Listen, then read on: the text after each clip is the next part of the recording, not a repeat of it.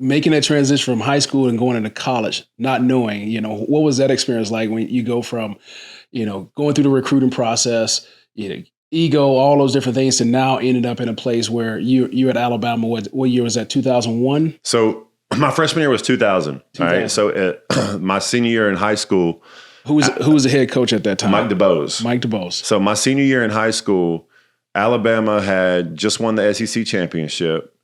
And they had, it was Sean Alexander at running back, Chris Samuels at left tackle, and they went on to the NFL. And those were like my idols, right? Like seeing them just, I'm in high school wanting to be in the NFL, wanting to go to Alabama, seeing these guys be superstars, looking up to them and everything.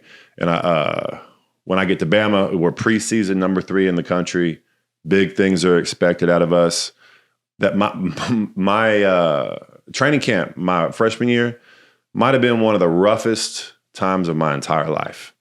You had hazing back then, and we had freaking 3-a-days. We had 3-a-days. So in Alabama, when it's 100 degrees outside, the humidity was insane. August humidity in Alabama. Like I can go anywhere now, and I'm just like, this is nothing, right? Like because I've done the hardest things in almost literal hell.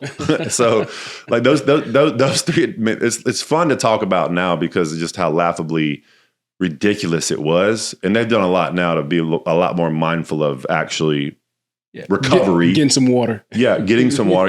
Instead of waiting until you're a full body cramp and saying take these salt pills and drink all these Gatorades. But those 3 days were crazy. I remember like one of the first ones. I remember going back to the dorm room, being in my bed, being in a full body cramp, and just crying because I'm like my dream, my goal is sitting here is like NFL. And I'm stuck in this first week of something that how the hell am I going to make it through this? Like, what am I doing? So now you're contemplating life, trying to figure out how do I survive that? How long did it take you to lock in mentally to say and how did your childhood growing up, that work ethic that you got that was able to get you over that hump to say, all right, I can do it was this. there. It was always there. Yeah. I've always had this relentless commitment and work ethic that once I set a path, I'm just gonna go for it, and until do or die. Yeah, just gonna do it. Yeah. And it's just there are moments of weakness like that in those, right? And those are. I had one.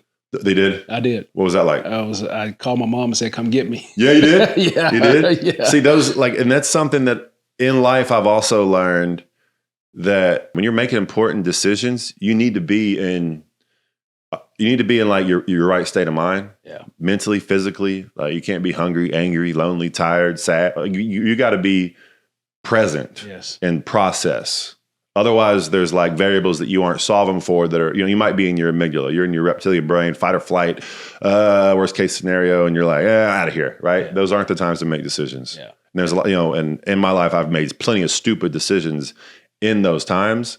And, the older I've gotten, I've learned that, okay, if I'm going to make something, especially if it's going to impact other people, and change the course of my life and other people's, it can't be done out of elevated emotion or fear or anything. It needs to be well thought out and logical. How did you learn that skill set to be present? Learning the skill set to be present is by just absolutely fucking up so many times.